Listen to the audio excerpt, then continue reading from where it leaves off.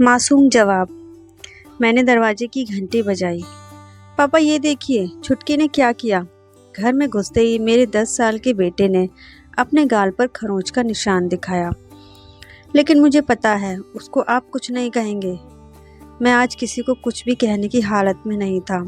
Office में क्या बवाल चल रहा था।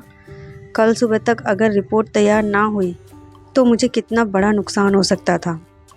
दिमाग में यही बात घूम रही थी और इसी बात के साथ दिमाग भी। कहीं जा रही हो क्या? पानी का गिलास लेकर आई पत्नी की साड़ी पर मैंने गौर किया। बताया तो था सुबह कीर्तन है मंदिर में। रिंकू जल्दी जैकेट पहन बेटा, छुटकी घर पर ही है, देखिएगा उसको। गिलास लगभग मेरे हाथ में जबरन थमाते हुए वो बाहर की ओर दौड़ी। मन में एकदम से कुछ टूट गया। क्या मेरी शक्ल ऐसी है कि मैं परेशान हूँ तो भी सामान्य दिखता हूँ? जैसे मैं बाहर से आकर इसको देखकर जान जाता हूँ कि कुछ हुआ है घर में, वैसे इसको भी कभी क्यों नहीं लगता। रोकते हुए भी मेरे मुंह से एक अनुरोध निकल ही गया, थोड़ा रुककर चली जाना, सिर दर्द हो रहा है। शायद आखिरी शब्द बोलते बोलते मैं तकिए पर सिर टिकाकर आंखें बंद भी कर चुका था। ना तो मेरे अनुरोध पर साक्षी की प्रतिक्रिया मैंने देखी, न देखने का मन था। बस मन में ये था कि साक्षी मेरे सिराने आकर बैठे और पूछे, क्या हुआ? ऑफिस में कोई बात हो गई क्या? और मैं बिना जवाब दिए बस ये फिक्र महसूस करता रहूं, इसी पल में जीता रहूं। वो फिर से एक बार पूछे, सही सही बताइए, आपको मेरी कसम। और मैं उसके इस प्रेम से तृप्त होकर उसकी हथेली हाथ में लेकर कहूँ, बहुत दिनों से तुमने मेहंदी नहीं लगाई। अचानक कुछ आवाज़ सुनकर ऐसे मीठे विचारों की दुनिया से बाहर आकर आंखें खोली। साक्षी बगल वाली कुर्सी पर बैठी पर्स में कुछ ढूंढ रही थी। और बताओ दिन कैसा रहा? मुझे इसका जवाब नहीं, बदले में यही सवाल सुनना था। आज तो सुनना ही था। आराम किया दिन भर? काम ही क्या है मेरे पास?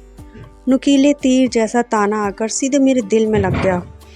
दिन भर घर के काम में खटो, फिर बच्चों के झगड़े सुलझाओ। ये लड़की 4 साल की भी हुई नहीं और गुस्सा देखो। देखा आपने कैसे नोचा है रिंकू को? मैंने फिर से आंखें बंद कर ली। मैं अगर इसी समय मर जाऊं तो किसी को फर्क पड़ेगा? शायद किसी को भी नहीं। दिल में कुछ अजीब सा घुमड़ रहा था, आंखों तक भी पहुंच रहा था। मेरे अंदर और कुछ सुनने की शक्ति नहीं बची थी। निचोड़ रहा था मैं धीरे धीरे, हर बीतते पल के साथ। सुन रहे हैं? आप डांटते ही नहीं उसको। आते समय फ़ोन भी नहीं किया आपने।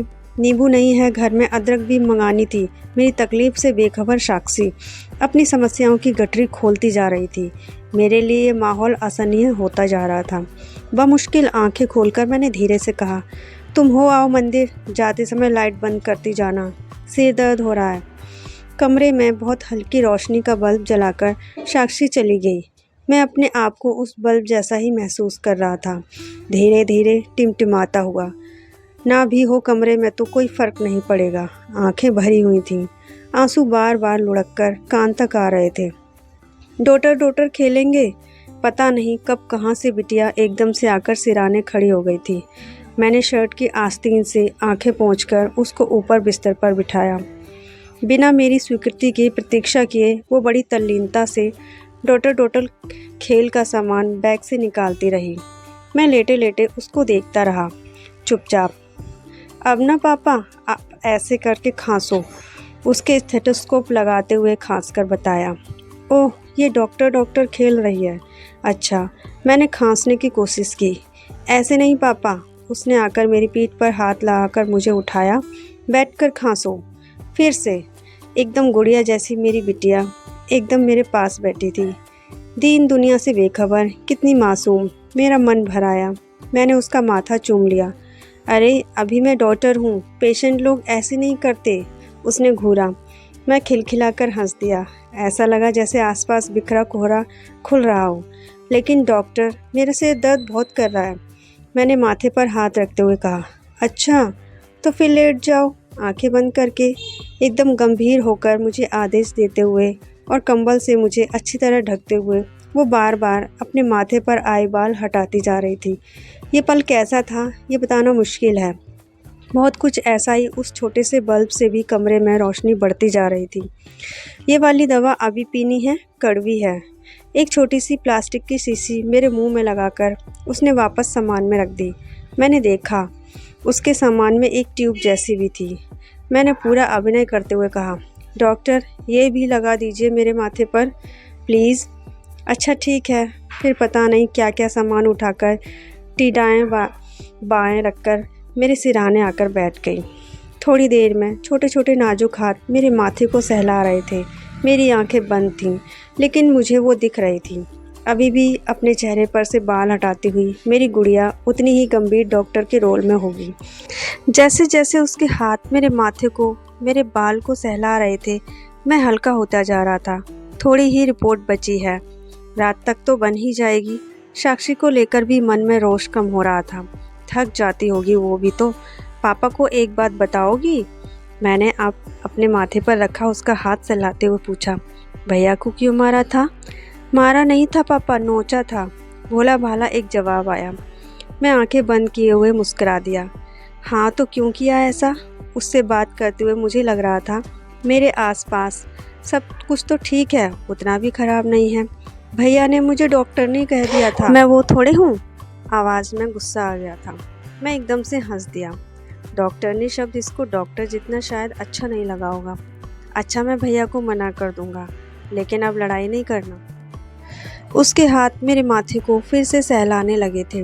मैं मुस्कुरा रहा था, महसूस कर रहा था मेरे आसपास सब ठीक ही नहीं बल्कि अच्छा है, बहुत अच्छा है। मैंने उसको बुलाकर अपने बगल में बिठा लिया। वो अभी भी थोड़ी परेशान थी। आप बोलोगे ना भैया से मैं डॉक्टरनी नहीं हूँ? संशय से भरकर पूछते हुए उसने फिर माथे पर आए अपने बाल हटाए।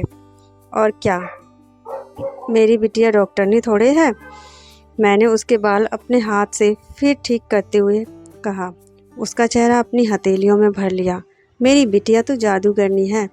सच में दोस्तों, बेटियां जादूगरनी होती हैं। उनकी प्यारी सी मुस्कान से हम अपनी सारी टेंशन, सारी परेशानियों को भूल जाते हैं।